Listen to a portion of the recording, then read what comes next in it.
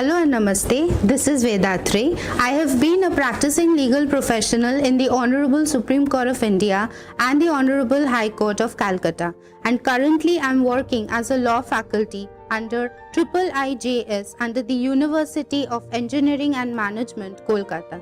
I am here to help you make yourselves a little more aware of the basic legal rights that you have as an Indian citizen. In my previous video relating to the public interest litigation, I took you through the concept of a PIL and how you can file a PIL in the Supreme Court and the High Court. Here in this video, let me help you draft a PIL. Now, the most significant feature of a PIL is the relaxation of procedure that it follows so that it is accessible to the common people. That is why we find the relaxation of the locus standi rule in case of PILs. That is, it is not necessary that I am aggrieved and so I am going to the court. I can go to the court, I can approach the court, even if some community or some society or some person who himself or herself cannot approach the court, I am doing it on their behalf. This is the main essence of a PIL. The second most important feature of a PIL is the relaxation of procedural technicalities. Now, you would be surprised to know that even letters, telegrams, or even a small writing has been treated as a PIL. Let me tell you about the case of Rural Litigation Kendra, Uttarakhand versus Union of India. In this case, the Supreme Court allowed a letter, a plain letter, no application, no formal application, nothing. A plain letter was treated as a PIL. This is the main essence of PIL.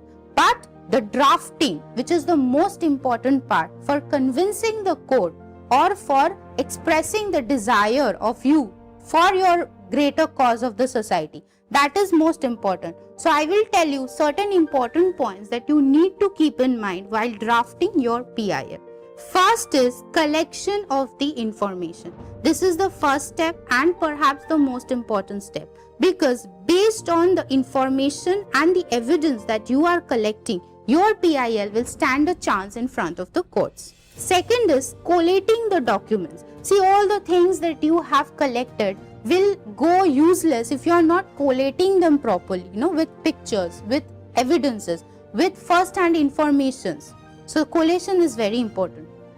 Thirdly, deciding the authority, who you want to approach. Since there are two courts to which you can go for your PIL, first is the Supreme Court, second is the High Court. So you have to decide which court you want to approach.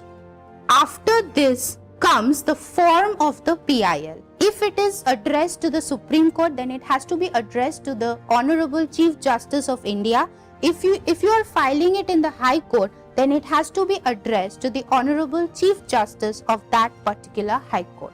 There are certain other informations that you have to include in your PIL. Firstly, your name, age, occupation, and such other details. Secondly, a photo identity proof approved by the government. Thirdly, pictures, very important, of the things that you want to show to the court. Fourthly, very important, any previous litigation regarding the same matter, if it is going on or undergoing in any other court or not, that is also important. And finally, I already told you about the court fee in the previous video. I'll repeat it once again. It is ₹50 for both the courts, Supreme Court and High Court.